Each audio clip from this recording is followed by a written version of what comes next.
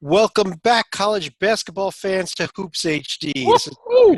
continuing preseason coverage. Tonight we have the Pac-12 preview that we're doing. Recording this here on the evening of October 22nd, just for sake in case anything changes after we record this. But I'm your host, Chad Sherwood, joined by John Stalika over there. From Bracketeer.org, we have Rocco Miller. Rocco! John Yo. Titel, David Griggs down there. Did I get everybody? How are you guys doing tonight? Doing fantastic, Chad. All right. I mean, All right. so good. Actually, no, I mean, today is the last day. Do you realize, we had exhibition games starting last Thursday. There was no game Saturday. There's no game tonight. We have at least one college basketball game every day between now and the day after Selection Sunday, with the exception of Christmas Eve, which – again, it begs the question, why bother with Christmas? Okay, David has just gotten rid of Christmas, but let's actually turn to the conference we're discussing. We've got two Pac-12 guys here on the podcast. Actually, Rocco, you're a Washington guy. Titel from Arizona. And, Titel, let me start with you, because when we did our ACC show, I started with our colleague Joby and discussed what happened last year. So let me ask you, have you recovered from what happened to Arizona last year in that Buffalo game? As bad as a season that the Cats had off the court, on the court was almost as painful. Buffalo took it to us. I went out to a bar with some fellow alumni and was horrified by our performance. It was not even close in the second half.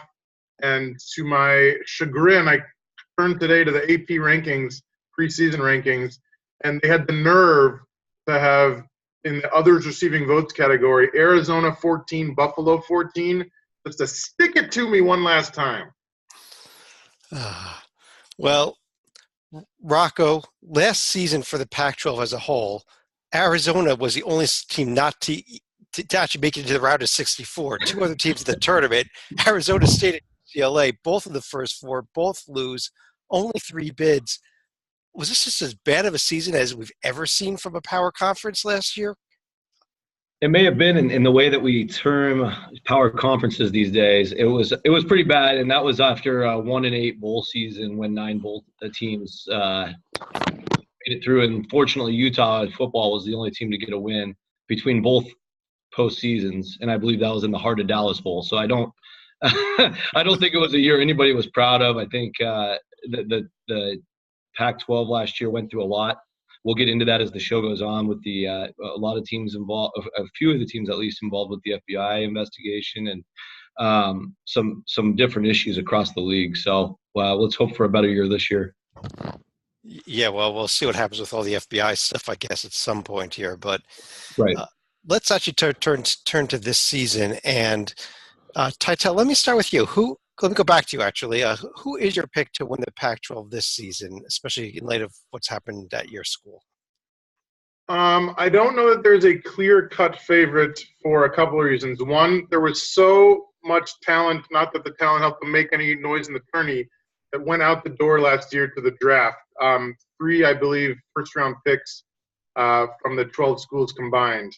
That being said, if I have to pick a team, I think I'm going to go with the Ducks. Again, not a strong thing where they're head and shoulders above everybody else, but between some nice transfer players like Ahab Amin, some nice veterans in Paul White and Peyton Pritchard, and a pair of McDonald's All-Americans in Lewis King and Bull, son of Manute Bull, I think Dane Altman has a real chance to take the crown this year. Stalika, let me bring you in on this. How about this Oregon team? Do you think that this is the best team in the Pac-12 heading into this year? You look at a team that did lose 3 double-digit scores off of last year's team that did not make the NCAA tournament. There's going to be a lot of parity in this league, and Oregon, they were reloading after being in the Final Four a couple seasons ago. They did give themselves a few chances out of conference. Nothing earth-shattering, but they will be part of the 2K Classic at Madison Square Garden that includes Iowa and either Syracuse or UConn on the other side. They also have some games at Houston, at Baylor, and I suppose at Boise that may tell us a little bit about the Ducks team. But by the same token, I think it was Boise State that also beat the Ducks at the buzzer last year in Eugene. So a little bit of revenge could be on the table for that one. Yeah, well, David, what do you think? Are you on the Oregon to win the Pac-12 bandwagon as well, or are you going somewhere else? I like I like Oregon a lot. There's actually another team that I kind of like a lot, and it's the same team. Rocco, I don't know if he likes them, but he does root for them. I'm big on this Washington team with all that they have coming back and with all that they had last year. And I mean, the absence of Lorenzo Romar is just paying dividends, and the more time that goes by that he's not there, the better this program is becoming. And I just think that it wouldn't shock me if they finished at or near, either near the top or all the way at the top. I think I'm going with Washington, and I know that the Pac-12 is not as strong as we're used to seeing it. You know, as you said last year, no one getting past the round of 64, but it's going to be fun watching Oregon and Washington. Those two teams, I mean, such palsies. Those two teams, they just love each other, going at it all year long. I'm actually kind of looking forward to the Pac-12 this year, as weird as that sounds. Oh, Rocco, he mentioned your school there, Washington. You do have Noel and Dickerson back. Most of the team back from last year was not a tournament team, but I assume that you're with Washington and you're not following Lorenzo Romar to Pepperdine this year. So what about your team? I will be supporting Pepperdine just because I love Romar as a person. I hope he does well there. But yeah, David's right. I think the move to Mike Hopkins was definitely needed in the program. He blew everybody's expectations, I think, last year. I know he did a great job. First of all, last 2 summers ago, getting guys like Noah Dickerson and Matisse Thybulle and David Crisp and and Dom Green, a lot of the core guys to not transfer. They were all looking at transferring and got all 4 of those guys to stay. He also got our best recruit, minus Michael Porter Jr., of course, going to Missouri. And that would be Jalen Noel to stay home in Seattle.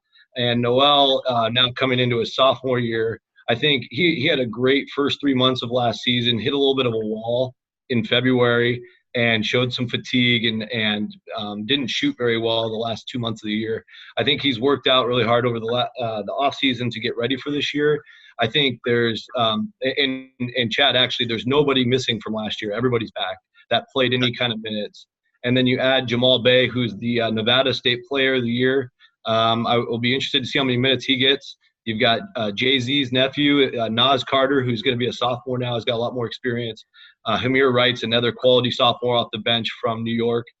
Played 25 minutes against Nevada in the scrimmage. So there's a lot to like about the team. Now it's just a matter of, can we get all these guys that are used to not making the tournament into a confident tournament and upper echelon team? That remains to be seen. Well, what I really thought the big difference was last year was the defense, though, for Washington. I mean, I don't know how much Romar coached defense, but it didn't really show in the court. On the other hand, no. Mike Hopkins is a defensive-oriented guy, I think. And yes. There. Yeah, the number 1 defense in the Pac-12 last year in terms of field goal percentage allowed was the Huskies in Pac-12 play. So I think there's a lot to build on. I think a guy like Matisse Thybulle, who led the league in steals, is just so perfect for the 2-3 zone. And now he's coming into that senior year. He's a silky smooth player. He's a great compliment to Noel. And then you get Noah Dickerson down low. I mean, this could be a really great season if everybody can stay healthy and continue to build on what happened last year. Well, Titel, I was kind of going another way. Besides Oregon and Washington, I think there's a third team that could challenge here for the Pac-12 title. I know the rest of you may not agree with me, but what about the UCLA Bruins? Despite the fact that Steve Alford has had mixed results, to say the best, in his time there, we've got pretty much, we've got some big pieces back with Wilkes and Hands and Prince Ali in the backcourt. You've got Moses Brown, the heralded recruit, coming in, as well as Cody Riley, who's got a little redemption that he's got to earn from last year in the food court.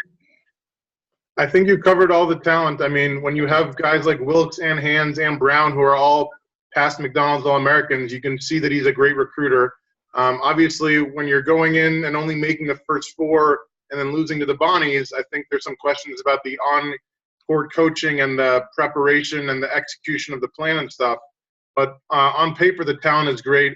They have lost a couple guys from last year, like Aaron Holiday, who was like the senior veteran point guard leader. So I think that I don't know if they're going to fill that overnight, but I agree, like in terms of the perimeter and down low with Brown, if he's as good as advertised, on paper this team can contend with anybody for the title. Well, Steve Alford has been taking a bit of a bath in the press, and I'm not going to anoint him as a fantastic coach, but the year before last they were really good. It seems like more often than not he had UCLA finish higher than what their preseason expectations were. And you may recall there was a bit of a distraction at the beginning of the season that may have made things a little bit more difficult. Yeah, that was my comment about Cody Riley. He took a red shirt last year. He was one of the 3 players that was arrested out of China. Everyone only remembers whatever his first name is, one of the Ball kids, whoever he was. But Angelo. LiAngelo Ball, yeah. But and he's long gone from the team, of course. But yeah, a little bit of an incident over in China last year. Salika. Oh, sorry, David. You had another comment about it? I just wanted to say that, like, the one good thing that came out of that was Bill Walton issuing the most epic apology in human history. He apologized on behalf of the human race, didn't he? Or something yes, it was awesome. Salika, beyond these 3 teams we discussed, UCLA, Washington, Oregon, who would be the best team that we haven't discussed yet in the Pac-12 for this coming season, in your opinion? I think one of the best teams is actually going to be the team that got snubbed during the NCAA tournament last year, and that's USC. They're not going to have Chimezie Metu returning. They'll still have Benny Boatwright, Derek Thornton, Nick Rakocevic. I believe I'm pronouncing that correctly. They're also going to be part of I think it's a CBE Hall of Fame Classic in Kansas City, where they'll play a reloading Texas Tech team in either Missouri State or Nebraska in the second half of that one. They're also going to have some challenges coming up in December when they host Nevada. They also play TCU at the Staples Center and also go not to Oklahoma's home court, but they're going to be playing them in the state of Oklahoma, and also a game at Santa Clara where they should at least get some practice trying to win on the road before going into Pac-12 play. Yeah, well, Rocco, interesting point about this USC team. He didn't mention Charles O'Banion Jr. on the team. They got a big recruit there in Porter as well. Do you like this USC team this year? I thought they were probably the most snubbed team last year. I know people. David makes a comment about Nebraska, but yeah. I agree, Chad. And this year I'm fairly high on them. Last year I think they were the highest Power 5 team to ever be left out according to the RPI ranking. RPI of 34. Yeah, I think they're the highest ever to ever get left out for a Power 5 team or Power 6. So of course, for anybody coming back, revenge is going to be on their mind for guys like Benny Boatwright and Jonah Matthews, who will be looked at to lead this team along with Derek Thornton. I'm incredibly high on Kevin Porter. He's a Seattle guy, and his stock over the last 24 months has incredibly skyrocketed. If anybody was following the McDonald's All-America practices last year leading up to the game, he was unstoppable in those practices. It looks like pretty much a one and done if he continues on that trajectory. And I'm penciling him in for National Freshman of the Year. If that all comes together and Boatwright can stay healthy all year, I think he's been injured both the last 2 years. That will be a big key. But right now, I see them as a solid tournament team, probably around the 8 line. But we'll have to see how they stay together. They also need to pick it up a little bit on the defensive end. Andy Enfield is not known as a defensive guru. No. Titel, how about your school here? How about the Arizona Wildcats? Is there a chance to get back to the big dance with all 5 starters gone from last year's team? Chance, yes. I'm really not holding my breath. I mean, we're having to depend on a lot of transfers like Justin Coleman and Ryan Luther. I've heard good things from people who know about these things, but I'll believe it when I see it. I mean, when you're going from Samford to Arizona, I'd like to think there's a bit of a learning curve, but maybe I'm wrong. And we all saw how Pitt did last year, right? I mean, we got some nice pieces, and if we can put all the off-court stuff behind us, then there's a chance that they can focus on the on-court, and schedule looks pretty tough. I think, Salika, correct me if I'm wrong, Iowa State, Gonzaga, UConn, Alabama, Baylor? Those are just a couple examples. That includes the Maui Invitational, where, again, they're on the side of the bracket with Gonzaga and Iowa State. but I would also be looking at the UConn and Alabama games in December, just prior to Pac-12 play. I would just like to point out that I believe Samford finished 7th in the SoCon. I think that's where it was. And Pittsburgh won the Stallings Award last year. Well, Brandon Williams, though, Titel, the fact that Sherman was able to keep him when he was almost bolted too with all the stuff that happened there, that might be a big piece for you. And so is Javon Quinterly. He's not coming through the door, though. David, I know one of your favorite coaches is also in the state of Arizona over at Arizona State. How about the Sun Devils and Bobby Hurley there? Yeah, the thing I like about Bobby Hurley is just his calm, composed demeanor on the sidelines. Cool hand Luke never wears his emotions on his sleeve. You can't really tell if he's ecstatic, angry, happy, sad. He's just so content. It's what did he what was his he had a great moment last year where he got kicked out of the game. I don't remember what the specifics was, but it was phenomenal. Well, that's about every year he gets kicked out several times. Yeah, but okay, so I just ruined that whole thing. He did something spectacular. I wish I could remember what it was so I could share it. You may be thinking of Selection Sunday when he and his entire team were running from their living room and jumping into the pool when they figured out they were going to be part of the NCAA field. Yeah, because, who doesn't get excited about going to Dayton, Ohio? It's a fantastic place. But anyway,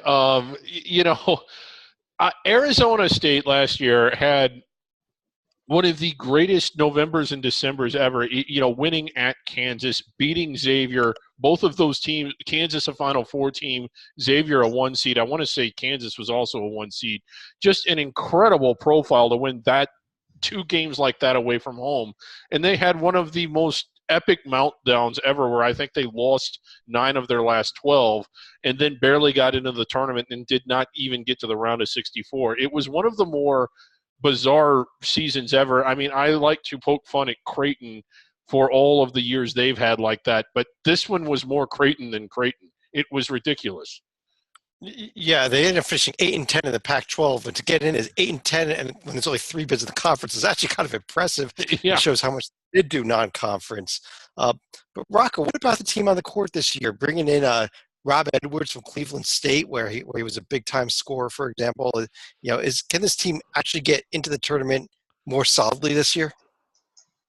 I'm actually fairly high on them. Sorry, Titel. I like just the makeup of the roster a lot better than last year. Last year they rolled out 4 guards almost the entire year. They lost 3 of those guards. That was Holder, Evans, and Justice. And now they bring in a transfer like Cheatham, who I know pretty well from playing at San Diego State. He's an all Mountain West defense guy, and that's exactly what this team was missing last year. They also have Daquan Lake back, who is a leading shot block, or he averaged over a block a game, so that's fairly decent for this conference. And then you bring in a guy like Luguentz Dort, who's a big-time recruit, but he's a really dynamic, interesting player because he's 6'5", but he's also, I think, like 240. So he's almost built like Charles Barkley, and they're going to a much more Bobby Hurley traditional style where they're going to be a lot more physical and tough. And then they still get the scoring from guys like Remy Martin, and Tayshaun Cherry will be an impact freshman if he can get healthy. He's a little banged up right now, but I think by the end of the year, this is actually going to turn into a pretty solid team. It maybe take a little bit of time to get them to come together, but I think it's almost the opposite of last year. So it'll be really interesting to see how it plays out. Titel, do you have a next best team that we haven't discussed yet? The next best team in the horrible Pac-12. Let's see here. I guess I'll go with Oregon State, only because I love that won about 3 games last year. Go ahead. They're atrocious, I know, but they have veteran leadership in Thompson and Tinkle, and they have coaches named Thompson and Tinkle, and they have a nice bond there. And they're not the best team in their own state, but I think Colorado lost a ton. I think Cal is still in the basement. Stanford has a history of being decent, but you can't replace Reed Travis. I'll go with the Beavers. Going Jesus. for the Beavers. He might have a point. There's kind of a cliff after you get past Arizona State here. Well, David, what about the Colorado Buffaloes? You do have, it's still a very young team, but they do have three sophomore starters returning. McKinley Wright is a pretty darn good at the point, which is kind of important if you want to win games, especially in a conference that has some problems at the point guard position like UCLA does. What do you think about them? Well, you're picking on me. Every year I say I like Colorado and that I think they're going to be better than what their prognostication is, and most of the time they let me down. I like Colorado again this year, and I'll like Richmond when we talk about the A-10 too, probably. But I like them every year, and I don't know what it is I see in them every year that makes me think they're going to be better than what they ultimately end up being. But yeah, I like Colorado. I do think that they could sneak inside the bubble, just as I did last year and the year before. Well, Rocco, do you agree with him that Colorado might actually have a shot here? Because I kind of think that they're not that far out of the field, in my opinion, too. But I've got them on the board just to keep track of. They're not in my first 8 out or anything, but they're on the board, and they're obviously going to be tough to beat at home. They're always going to be tough to beat at home, but they've got to prove to me that they can win away from home. Last year they were 1-10 on the road. They're not going to get a bid doing that ever. They're going to need to get about 4 or 5 more road wins or neutral court wins at least. McKinley Wright's a special talent. He could be player of the – if they can get into the top 5 or 6 in the league, I think he'll probably win player of the year because he'll have the numbers to back it up. And he's only getting better. He was just a freshman last year, and the win over Arizona, he shot lights out and took that game over. He's got the confidence to take the big shot in those types of games. They did get some really bad news over the weekend. They lost 7-footer Dallas Walton. Dallas had a couple nice games against the Huskies last year. He scored 13 in the first one and had 5 blocks. So I think that's going to be a big hole in the middle of their in the paint. So I don't see them as a tournament team, unfortunately. Chad, do you think they win the front range? Do they win the front range this year? Yeah, he's gone for the year. Yeah. They might win the front range, David. But Slika, let me bring you in here on another team. What about the Utes? They were in the NIT championship game last year. Well, they were in the championship game, but ended up losing to Penn State in the process. Utah and Colorado have both typically been a difficult double for other teams as far as the Pac-12 goes. I believe USC was the only team that was actually able to sweep that end of that doubleheader, in a manner of speaking. But as far as Utah, we'll obviously be focusing on their matchup with BYU and Salt Lake come December, but they'll also be part of the Wooden Legacy, where they'll have Hawaii as well as either Seton Hall or Grand Canyon on their half of the brackets. But other games we have to watch for the Utes because they did test themselves. They're going to the Barn to play Minnesota. They're also going to play Kentucky, and will be hosting Nevada just prior to the beginning of Pac-12 play. Tell, I think had there not been a significant transfer, we would have already discussed Stanford in this podcast. Reed Travis, though, probably would have been Pac-12 Player of the Year. Instead, he's gone. He's at Kentucky. What about the Cardinals? Is there anything left here for any signs of hope for this team? The cupboard is mostly bare. Nice sophomore class in Dejon Davis and KZ Okpala. Beyond that, I don't think they're going to contend this year. If those guys stick around for 2 more years, I think that the Stanford 2020 class could be solid, but call me in 2 years because I don't think that there's any immediate answers heading out to Palo Alto. No answers in Palo Alto. David, how about the other Bay Area team? How about getting Cal? Not as bad as they were last year. Just normal bad, not really bad this year. You could. It's hard to be worse than 8-24. That is true. Right. Yeah. I mean, I think they could win as many as 11, 12, 13 this year. And this is 2 years after I think Berkeley was the hardest court in the Pac-12 to win, that propelled the Bears to a 4 seed and also propelled Quanzo Martin to Missouri. Yeah. Well, the good for Cal, it is a young roster still, mostly freshmen and sophomores. Rocco, one other team we haven't discussed, you being a Washington guy, what about your in-state rivals there, Washington State? Interesting club. Robert Franks is a good player. He's actually got a decent chance to make it into the NBA. He put his name in the draft over the offseason and wisely took his name out, so he's back.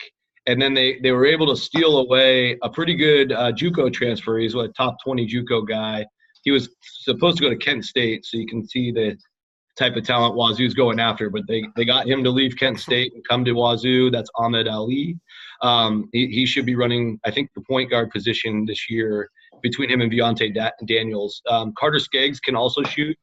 But the majority of the guys on the team are a bunch of three-point bombers. So they may surprise somebody this year if they just get incredibly hot. But beyond that, they don't have much of a front court, and they aren't going to play a lot of defense. So it's going to be another long year, I believe. Yeah, a couple things about them. Last. Yeah, was it last year? Was it the Wooden that they won? They won an exempt tournament. Yeah, yep. It beat some pretty good teams, and you're starting to think, wow, Wazoo. They were ranked. Yeah, they were. They were ranked after that week. The rankings. That's right. Yeah. They beat St. Mary's and I believe San Diego State that tournament. Yeah, they did. Okay, so they beat two pretty good teams. Now Wazoo is being back to – the FBI is considering as punishment sending all guilty coaches to Wazoo. And making Ernie Kent definitely on the hot seat there at Washington State as well this year. But let's run through here. The question that we've asked in all these podcasts is, who do you think the player of the year is? And I think actually, sticking on the Wazoo thing here, Robert Franks may put up such numbers for this team that may not have much else, that he may actually be in contention for it. Not necessarily he's going to win it, but I think it's an interesting name to keep an eye on. But Rocco, who do you think the player of the year is in the Pac-12? Well, based on what I said earlier about McKinley Wright, I'd love to pick him. I really don't think Colorado gets into that top 5 or 6, so I'm going to go with Peyton Pritchard. I think Peyton Pritchard is the reason why many people are picking Oregon to win the league. I'm picking a co-championship for the record between both Oregon and Washington just to cover my bases. But Peyton Pritchard is a perfect guy to lead a team with a combination of youngsters and key returners. Because he's got such a great assist-to-turnover ratio, definitely the number one returning assist-to-turnover ratio guy in the Pac-12, and he shoots 41% from 3, so he's going to do an excellent job passing the ball and shooting when the shot is there. And I think, he won't be the leading scorer in the league by any means, but he's going to be the best all-around player for his team. Tytel, you agree with him? No. My pick for Conference Player of the Year is sticking with the Beavers. I'm going to go with Trey Tinkle. He's got his dad as his coach, so I don't think there's going to be an issue about getting enough shots up. He was injured last year. He played 32 games. The year before, only 6 from a pretty bad injury that kept him out the rest of the season. So I think that he will be hitting his stride now. And I think that there's a lack of other people around him that I agree. I understand the team could have a losing record, both in conference and overall. But I think he's going to put up some big numbers. I think he's a very hard matchup as 6'8", 220. You put a short guy and hope he doesn't make threes. You put a big guy and have him go around. I think he's going to be a problem for a lot of people in this conference. David, you agree? I like McKinley Wright at Colorado. I shouldn't, but I do. And I think Colorado will probably be in on the first ballot, surprising some people. I shouldn't, but I do. I'm going all in on Ted Mill again. Stalika, real quick, do you have a pick for Player of the Year? Well, this assumes he stays healthy, but I think Benny Boatwright has a chance to make a Player of the Year run out of USC, and especially if the Trojans end up making the field, which I do think they'll end up doing, that we'll get into shortly. Well, let me stick with you, Sleek, and ask the next question is, who do you feel is going to be the regular season champion in the Pac-12? And just for Rocco's sake, I'm going to make this question be, who do you think the number 1 seed in the Pac-12 tournament is going to be to make a selection? And on top of that, how many bids? All right. Go ahead, John. You can probably flip a coin between Oregon and Washington as to who gets the 1 seed here. But I think we'll also end up with 4 teams getting into the tournament this year, with some of the leagues like the Big East and possibly the Big 12 taking a bit of a step back this year. I think it'll be both Oregon and Washington getting in, along with UCLA and USC getting those other spots. Rocco? I'll give you two answers to your question. So, number one seed in the Pac-12 tournament, I will pick the Huskies due to the fact that they only play the LA schools once and they only play the Arizona schools once, and Oregon has to play the Arizona schools twice. So conference schedules are in balance. That gives the Huskies a little bit of an edge. But the other parts of that answer is I have Oregon higher on the overall seed list for the tournament. So there you go. As far as bids go, I got Oregon and Washington. I've got USC, as I said. I've got Arizona State. And right now I just have UCLA barely making it to Dayton, but I may end up putting them in the NIT if some future conference breakdowns lead them out. Well, you and I are definitely disagreeing because I'm picking UCLA. I'm picking UCLA to win this entire conference regular season title this year. All right. It's a gut pick here more than anything because I know they've got point guard problems, but I got UCLA. I got 5 teams total. Tytel, what about you? I think that's not a terrible pick, Chad. When you have 3 McDonald's All-Americans on your roster, you're supposed to be a good team. So hold your head high on that one. I will set the over-under at 4. I think I'll go with 4. I got to tell you, I think the interesting test case is going to be, what if Arizona is like 19-13 this year? I understand if they go like a losing record, they're out of it. But I'd be very interested to see if the committee wants them in because of the name on the front of the jersey. I hope we win more than 19, but I'm not holding my breath. So I'll go with 4 and not the Wildcats. Not the Wildcats, David. I'm going to go with 5. I think that the league is I think everybody already assumes it's going to be weak this year because it was weaker than what we were used to seeing last year. I think there is a bit of bounce back. I think I'm picking Washington to win it. I also think Oregon, UCLA, USC, and Colorado get in.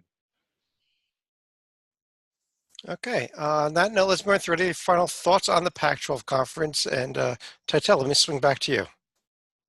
So in this era of players who want to go to the pros, and we're making exceptions with the G League to give them 6 figures, and we want to have everybody be draft eligible, a refreshing breath of fresh air comes from the Bay Area with Justice Sueing, their sophomore small forward.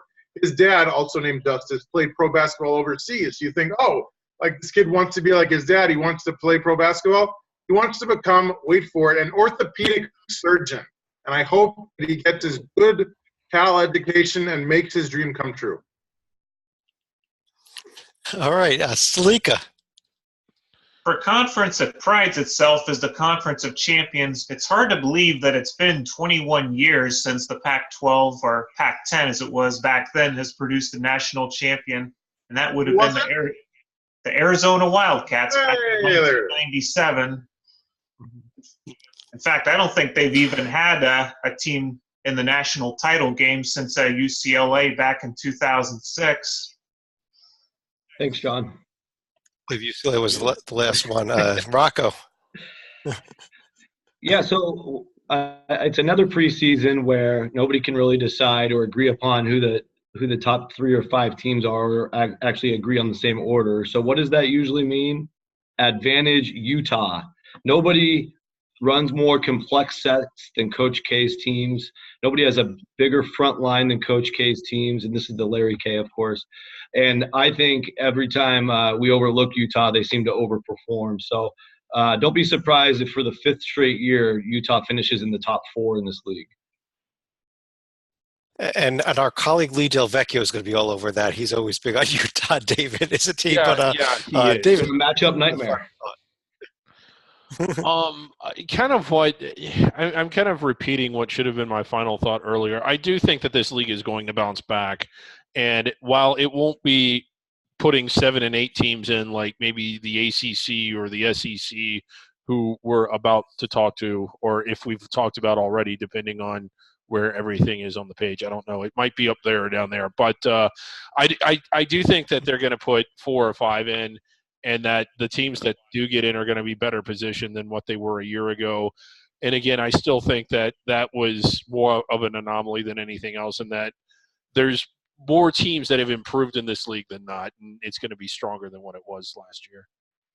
And how much fun is it going to be watching Washington and Oregon do at it? That's what I'm looking forward to. Well, it's gonna be very tough for this league to be worse than it was last year, and I'd be impressed if it is if it's worse than it was last year, because at that point they're going to be down on our Under the Radar podcast. I do want to thank everybody for joining us. This has been our Pac-12 preview. We moved the Mountain West down. Yes, on behalf of Titel and Griggs down there, we got Stalika and Rocco Miller joining us up top here. I do want to thank you for joining us. My name is Chad Sherwood. We'll be back again with more preseason podcasts real soon. Know your name, Chad. You said it at the beginning. You don't need to. Goodbye, David.